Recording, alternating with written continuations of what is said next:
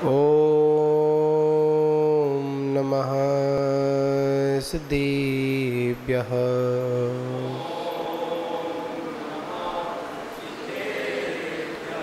ऋणमीदोड़े सव्यसिद्धे झाणुत्तम खब दीह दीह संसारे। दस दस दो दोड़ा जिड़े दस दो अणु पीहणम बुक्षी। नमो अरिहंताणम नमो सिद्धाणम नमो आयनीयाणम नमो वज्रायाणम नमो लोये सवसाहुणम। अनंतानंत सिद्धि परमेष्ठी भगवान की, प्रथम तीर्थंकर श्री आदिनाथ भगवान की, शांतिनाथ भगवान की, परम पूज्य आचार्य गुरुदेव कुंद कुंद देव स्वामी की, परम पूज्य आचार्य श्री आदिसागर महावीर कीर्ति विमल सागर जी गुरु महाराज की, परम पूज्य तपस्वी सम्राट आचार्य गुरुदेव सन्मति सागर जी गुरु महाराज की, परम पूज्य परंपराचार्य श्री 108 सौभाग्य सागर जी गुरु महाराज की, अहिंसा महेव स्वधर्म की,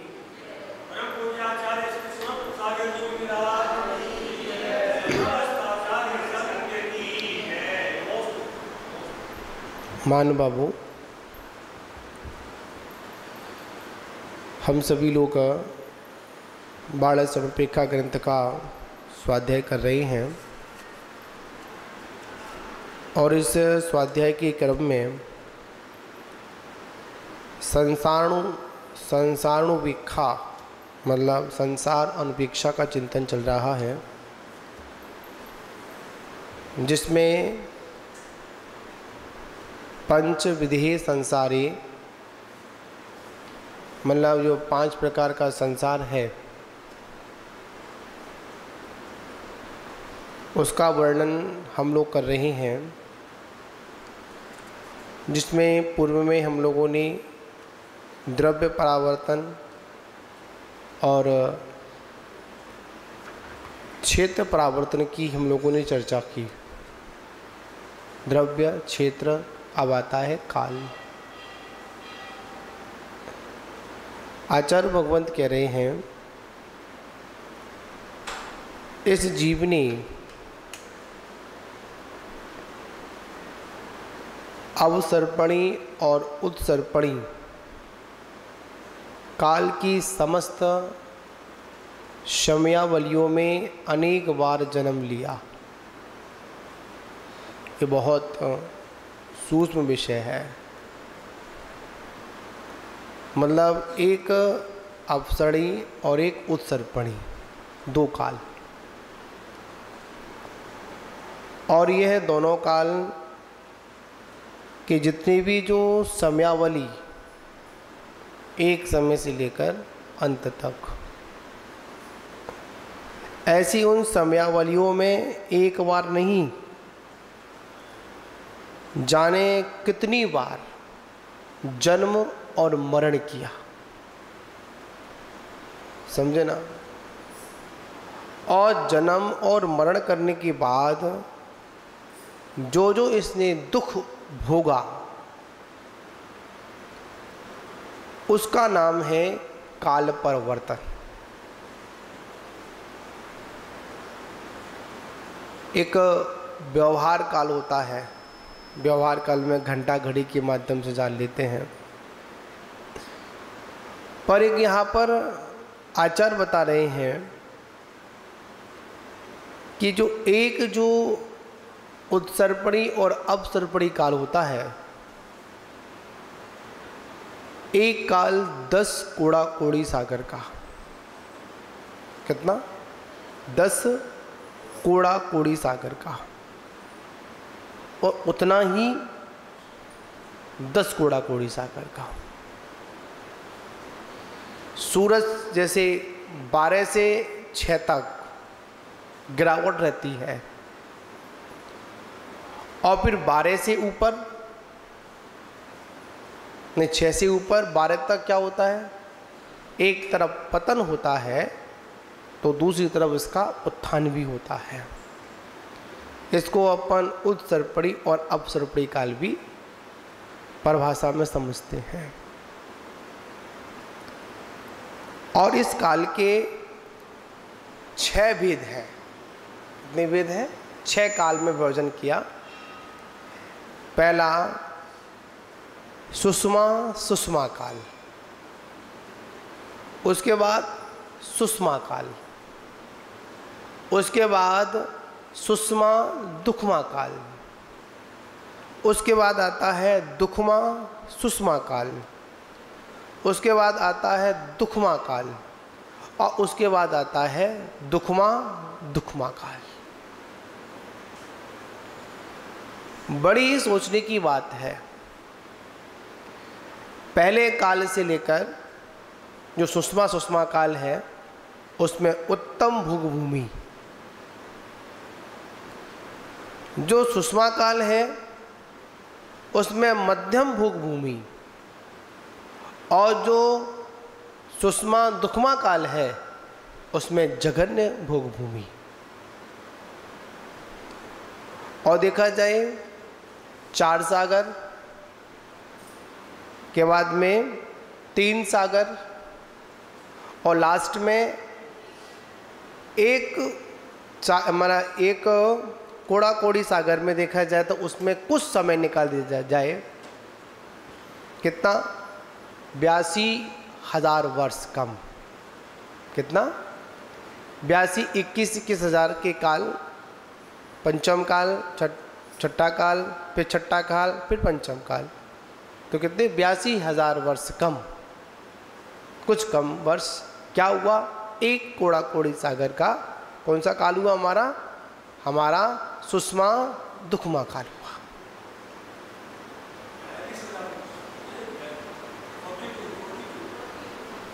हाँ 42, हाँ उसमें अपन उसको जोड़ गए अपन। 82,000 मतलब 42,000 वर्ष कम, 21,000 कम करने के बाद हम उसको पूरा जोड़ के चल रहे थे। चौथा काल कब लगेगा उसमें थोड़ी सी बोलने में मिस्टेक हुई, ठीक है ना। तो इस प्रकार का कौन सा काल है अपना? 21,000 का ये पंचम काल और 21,000 का हमारा छठा काल।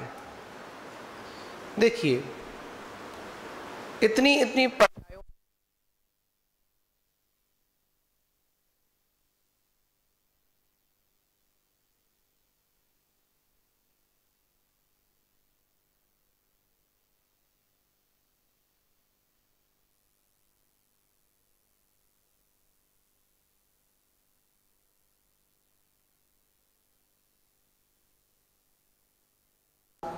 उसमें क्या किया हम लोगों ने?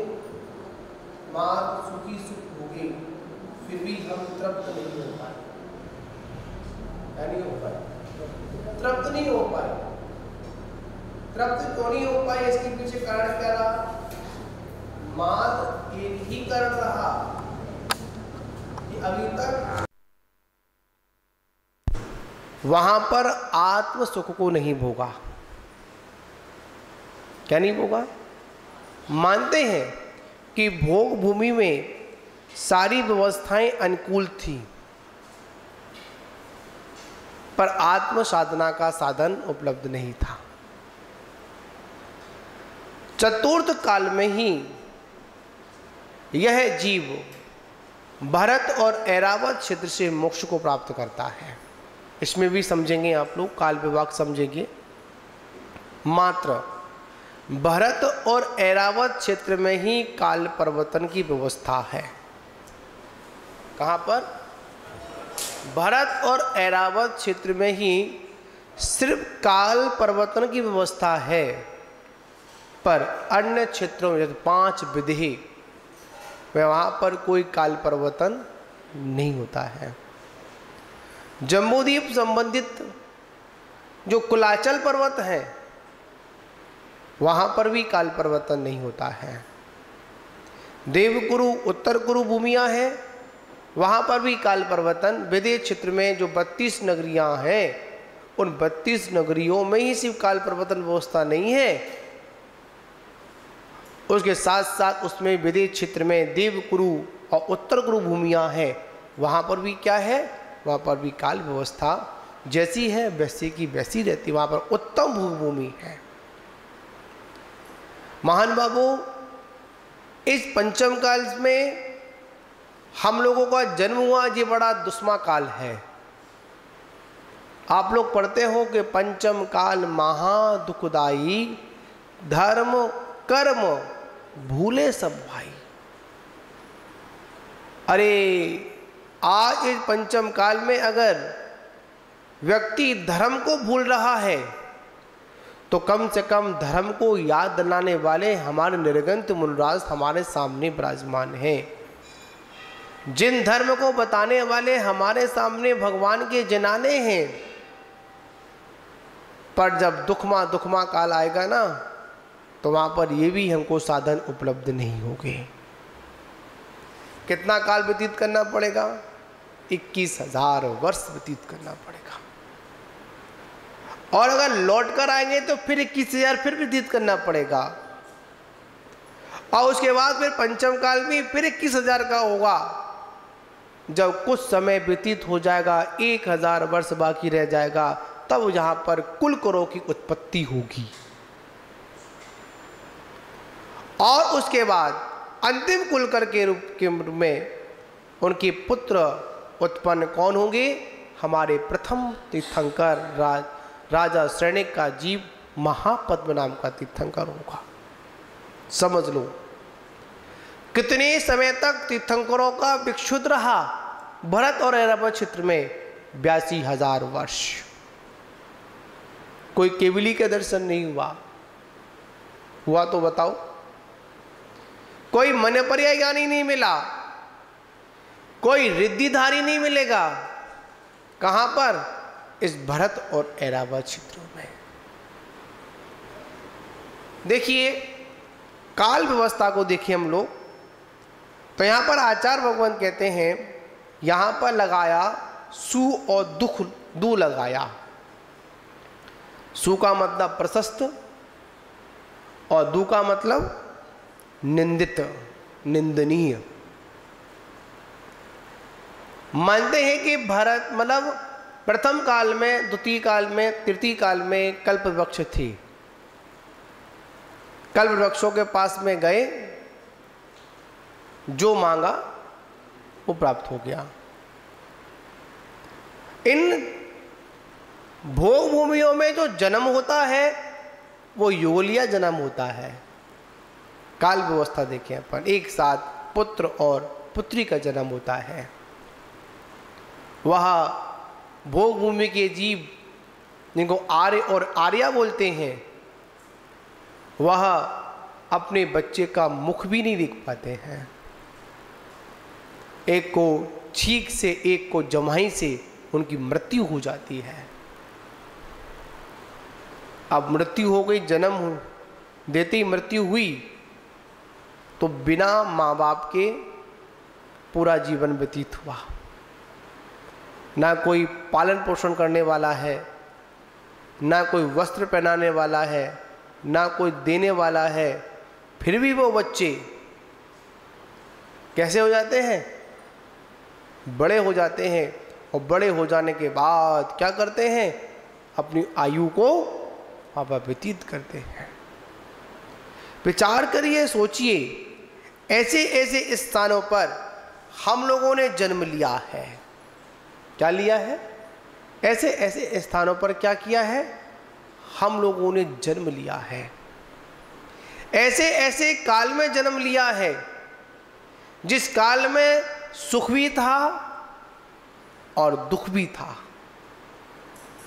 बताओ, इस पंचम काल में हमारा जन्म हुआ तो जीवन व्यतीत कर रहे नहीं कर रहे हैं अपन? दुखमय है फिर भी कर रहे हैं। और इसके बाद में पंचम काल का समय आएगा, वहां पर भी व्यतीत करेंगे अपन। छठा काल लगेगा, वहां पर तो रहने को मकान नहीं होगा। क्या नहीं होगा? रहने को मकान नहीं होगा, पहनने को वस्त्र नहीं होंगे। क्या? रहने को मकान नहीं होगा, पहनने को वस्त्र नहीं होंगे, भोजन करने को भोजन नहीं होगा। समझे? तो कैसे रहेंगे, कहाँ रहेंगे? ऐसा भी काल आएगा एक पेड़ के नीचे रहेंगे। शरीर की अवधारणा कितनी होगी? मात्र एक हाथ की होगी।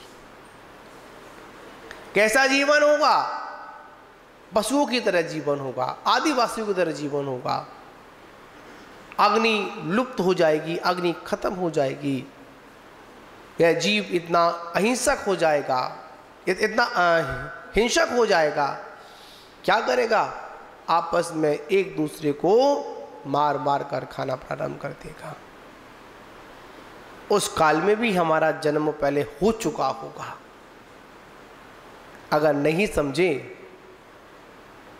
तो शायद आगे की भी तैयारियां हैं। इसलिए आचार्य परवर कहते हैं हम सभी लोगों को इस काल व्यवस्था को समझेंगे ना,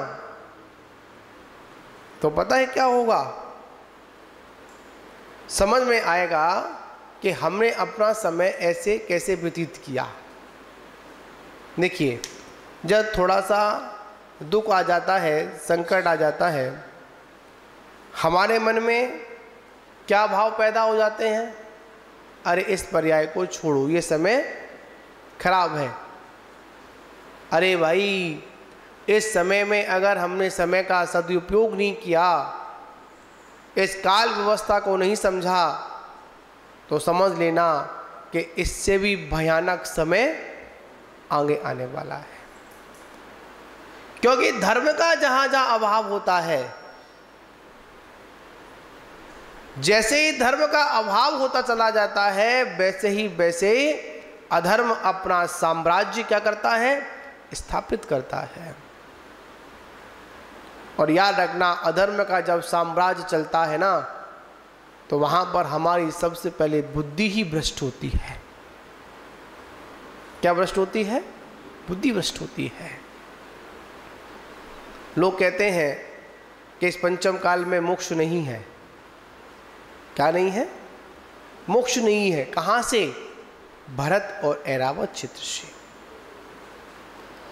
लोग कहते हैं कि मोक्ष का द्वार बंद हो चुका है। नहीं, मोक्ष का द्वार कभी भी बंद नहीं होता है। आज भी 6 महीने में 608 जीव कहाँ जाते हैं? मोक्ष जाते हैं। कहाँ से? पंच विधि भूमियों से जीव मोक्ष जाते हैं। और 508 जीव ही नहीं, 608 जीव ही नित्य निगोद से निकलते हैं और वो त्रिश पर्याय को प्राप्त करते हैं। आप समझिए, राशि की बात करें, एक अक्षय अनंत जीव राशि होती है, संख्या। कितने भी निगोदियां से, निगोद की पर्याय से कितने भी जीव निकल आए, फिर भी वो निगोद कम नहीं होता है। बोले काल अनंत निगोद मझार। कहां पर व्यतीत किया काल निगोद में? काल निगोद में ये जीव अनंत काल तक क्या करता रहा? पर भ्रमण करता रहा। वहां तो कुछ नहीं था, काल व्यवस्था थी ना, काल के सहारे चलता रहा। ये काल है ना, अति बलवान है। ये समय है ना, किसी की द्वारा रुकता नहीं है। कोई ये पूछे कि हम समय को रोक लेंगे, पर नहीं, समय को तो कोई भी नहीं रोक सकता है। समय के साथ में हम लोगों को चलना पड़ता है, पर समय कभी हमारे साथ में नहीं चलता है। जो गुजर गया समय, वो गुजर गया, फिर पुनः वापस लौटकर वो समय आता भी नहीं है। क्यों नहीं आता? जो समय निकल गया सो निकल गया। आचार्य परमेश्वर यहाँ कहते हैं कि वर्तमान में जो काल परावर्तन है वह अवसरपड़ी काल है। कौन सा काल है? अवसरपड़ी। जो वर्तमान में हम लोग रह रहे हैं वो कौन से काल में रह रहे हैं अपन? अवसरपड़ी का मतलब गिरता हुआ काल। 12 से 6 तक सुई गिरती है, उसे क्या बोलते हैं अपन? अपसर्पणी काल बोलते हैं। इसकी शुरुआत सुख से होती है और अंत दुख से होता है। और जो उत्सर्पणी होता है उसकी शुरुआत दुख से होती है और अंत कहाँ होता है? सुख में होता है। अपसर्पणी के अनुसार पहला काल सुषमा सुषमा काल है, छठा काल दुखमा दुखमा काल है। और अगर उत्सर्पणी देखेंगे तो पहला काल दुखमा दुखमा है और छठा काल सुषमा सुषमा है, गिरने की अपेक्षा और उठने की अपेक्षा। इसका प्रमाण 10 कोड़ा कोड़ी सागर है। कितना है? 10 कोड़ा कोड़ी सागर है। आचार्य परमेष्ठी कहते हैं, सोचने वाली विचार करने वाली बात है। उत्सर्पणी और उत्सर्पणी ये 2 काल चक्र हैं। कितने चक्र हैं? 2 काल चक्र हैं। और इसमें जीव अज्ञानतावश क्या कर रहा है? परभ्रमण कर रहा है, इसके अलावा और कुछ नहीं कर रहा है। अगर सागरोपम की अगर अपन क्या करें, नाप निकाले ना, कितना बड़ा गड्ढा खोदें, क्या खोदें अपन? गड्ढा खोदें, उसका भी प्रमाण। उसमें नवजात भेड़ के बच्चों को, बच्चे होते हैं ना, उनकी जो ऊपर की खाल मतलब जो बाल होते हैं, उन बालों को इकट्ठा करें और उसके इतने टुकड़े करें उसका कोई दूसरा टुकड़ा ना हो पाए। उसके बाद क्या करें? उस गड्ढे में उसको ठठाठस भर दें और भरने के बाद 100 वर्ष के बाद एक बाल निकालें। जितना वो गड्ढा खाली होने में वक्त लगेगा तब जाकर एक सागरोपम होगा।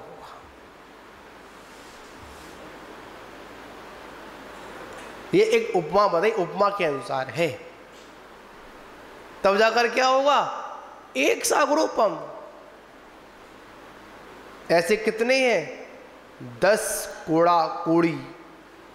1 करोड़ का 1 करोड़ करने पर जो गुणाफन आता है उसको कोड़ा कोड़ी बोलते हैं। आप समझ लो, 10 करोड़ का 10 करोड़ में गुणा करेंगे तो कितना हो गया? 100 करोड़ है। 100 मतलब 10 का तो 100 हो गया उसमें। ठीक ऐसे 10 उत्सर्पणी और 10 अपसर्पणी काल में व्यतीत किया। इसकी काल व्यवस्था बता दी, यहां पर बताया था आप लोगों को। इस प्रकार सुषमा यह पद शुभ वर्ष तथा प्रशस्त काल का बोध करता है और सुषमा ये पद उपयुक्त विपरीत मतलब सुषमा और दुखमा का यहाँ पर बता दिया गया। फिर आचार्य भगवंत कहते हैं, इस 6 भेदों में सुषमा सुषमा नाम का जो कालखंड है उसका प्रमाण कितना था? 4 कोड़ा कोड़ी सागर, जो पहले बता चुके आप लोगों को। उसमें क्या होता है? उसमें उत्तम भोग भूमि जैसा सुख होता है, वहाँ पर किसी भी चीज़ की कोई कमी नहीं होती है। जिसके प्रारंभ में जिस तरह देवोत्तर कुरु में नाम के उत्तम भूमि है, वहाँ पर जो मनुष्य और त्रिंच रहते हैं, उसी प्रकार यहाँ पर भी क्या रहते हैं? मनुष्य और त्रिंच भी उसी प्रकार अपना जीवन व्यतीत करते हैं। देखिए, जिन लोगों ने त्रिंच गति का बंद कर लिया है और अगर 7 पात्रों को दान दिया है, क्या समझे? जिन्होंने त्रिंच गति का बंद कर लिया है और 7 पात्रों को दान दिया है, उस पुण्य के प्रताप से, उस दान के प्रताप से वो उत्तम भोग भूमि में जन्म लेते हैं। ठीक। और जिन लोगों ने सम्यक भी था या मिथ्वा दोनों भी हो सकते हैं, अपात्र स्थिति में कुपात्र को दान दिया है, पता है वो कहाँ जाएगा? वो को भूगु में जाएगा, सुभोग में नहीं जाएगा, उससे विपरीत वाली स्थिति में जाएगा। ठीक। उसके बाद में भूमि पर मिट्टी, धुआं, भूमि, बर्फ, कांटी आदि वहाँ पर कुछ नहीं होते हैं। वहाँ की जो खाने को तो घास ही मिलेगी उनको, पर घास भी कैसी होती, तिरंचों के लिए होती है, बड़ी ही स्वादिष्ट घास होती है। वहाँ की भूमि पर कोई कंकड़ वगैरह नहीं होते हैं। वहाँ की भूमि दर्पण के समान कैसी होती है, स्वच्छ होती है। वहाँ पर किसी भी प्रकार की कैसी भी कोई कमी नहीं होती है, इसलिए उसे क्या कहते हैं, इसलिए उसको अपन भोग भूमि कहते हैं। वहाँ पर किसी वस्तु को खरीद कर नहीं लाना पड़ता है, वहाँ पर कोई व्यवसाय नहीं करता है, वहाँ पर कोई दुकान नहीं होती है, वहाँ पर तो कल्प वृक्ष होते हैं, भोजनांग, वस्त्रांग नाम के होते हैं। उनके पास जो मांगा जाता है, भवनांग नाम के वो होते हैं, जो मांगते हैं इच्छा करते ही वो कल्प वृक्ष क्या करते हैं, उनके सारे साधनों को उत्पन्न करा देते हैं। ऐसी भोग भूमि में भी हम लोगों ने जन्म लिया, ये काल परिवर्तन है।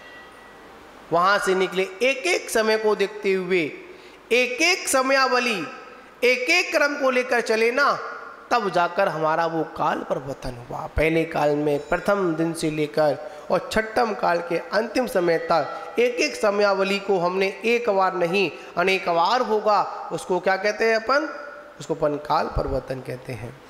तो महान बाबू, हम सभी लोगों को यहाँ पर यही समझना है, अपन जब काल की बात करें और इसमें एक हुंडा अपसर्पणी काल भी आता है, कोड में भी खाज का काम करता है।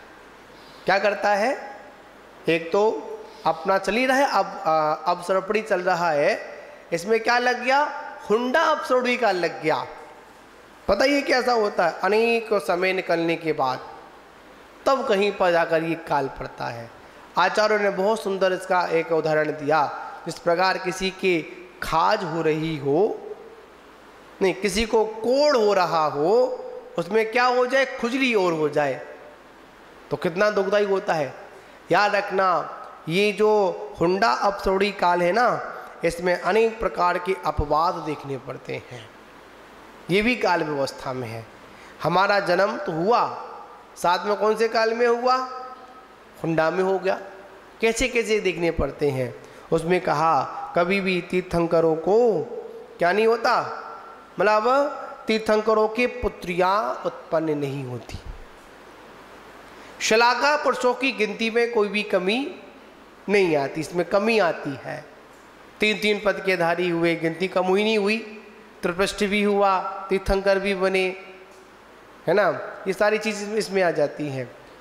तीर्थंकरों के पुत्री नहीं होना, कभी भी चक्रवर्ती का चक्र रतन का मतलब देखा मान भंग नहीं होना, ठीक, तीर्थंकरों पर उपसर्ग नहीं होना, ग्रस्त अवस्था में तीर्थंकरों का धर्म उपदेश नहीं होना। धर्म उपदेश क्या, जो अपन राज व्यवस्था देखते हैं, किसी को उपदेश दिया, जैसे भगवान पार्श्वनाथ जी का आता है, प्रचलन में चलता है कि पार्श्वनाथ भगवान नाग नागिन को क्या किया, उपदेश दिया, संबोधन किया, ऐसा आता है। तीर्थंकरों पर उपसर्ग भी हुआ, कमठ के द्वारा उपसर्ग हुआ 3 तीर्थंकरों पर, सुपार्श्वनाथ, भगवान पार्श्वनाथ और भगवान महावीर स्वामी पर भी क्या हुआ, उपसर्ग हुआ। ठीक है ना, ये सारी चीज़ें किससे हैं, हुंडा अपसर्पणी काल से हैं। ठीक जैसे चतुर्थ काल में ही जन्म होना और चतुर्थ काल में ही मोक्ष होना। पर ऋषभदेव भगवान का जन्म कहाँ पर हुआ, तीसरे काल में हुआ, और कहाँ पर, तीसरे काल में ही मुक्ति की प्राप्ति हुई। इसलिए चतुर्थ काल के अगर प्रथम कोई तीर्थंकर हैं तो वो कौन है, हमारे अजितनाथ भगवान है, आदिनाथ भगवान नहीं। कि आदिनाथ भगवान का जन्म कहाँ हुआ था, तीसरे काल में ही संपन्न हुआ था। उसमें बहुत सारी स्थितियाँ होती हैं जहाँ पर क्या होता है। और एक बात, महत्वपूर्ण बात, कि यही एक हुंडा अपसर्पणी काल है जिसमें अन्य मत मतांतर हमको देखे जाते हैं, अन्य स्थानों पर मंदिर आदि भी देखे जाते हैं। पर वैसे देखा जाए आज भी भारत क्षेत्र में कहीं पर भी अन्य देवी देवताओं के मंदिर नहीं देखे जाते। वहाँ पर तो माँ जिनेंद्र भगवान के विशाल विशाल जनालय ही दिखाई देते हैं। ये सब क्या है? ये सब काल की व्यवस्था है। आचार्य भगवान कहते हैं हम सभी लोगों को इस काल के दुखों से क्या करना है? बचना है। और सबसे बड़ी बात यही है कि जितना हो सके हम अपने काल द्रव्य को, मतलब जो काल परावर्तन है, उसे क्या करें? अपन समझें। और जब तक हम काल परिवर्तन नहीं समझेंगे ना, जब तक हमारी बुद्धि में कुछ आने वाला नहीं है। तो काल परिवर्तन का छेदन कैसे होगा? कि जो काल हमको मिला है उस काल का क्या करें? हम लोग सदुपयोग करें, अपने जीवन को संभालें। तो महान बाबू, इसी के साथ अपन विराम लेते हैं। काल परिवर्तन को संपूर्ण किया, आगे क्या चलेगा? भव और भाव, है ना। इसका वर्णन तो बहुत लंबा है, पर अपन इसको पर शॉर्ट में ही समझने का प्रयास किया। तो यही है, एक काल से लेकर दूसरे काल तक जितनी भी समयावली है, उन समयावलियों में क्या करना? अनेकों बार जन्म और मरण को प्राप्त करना, ये काल परिवर्तन है। इसी के साथ विराम। जय बोलो शांतिनाथ भगवान की जय।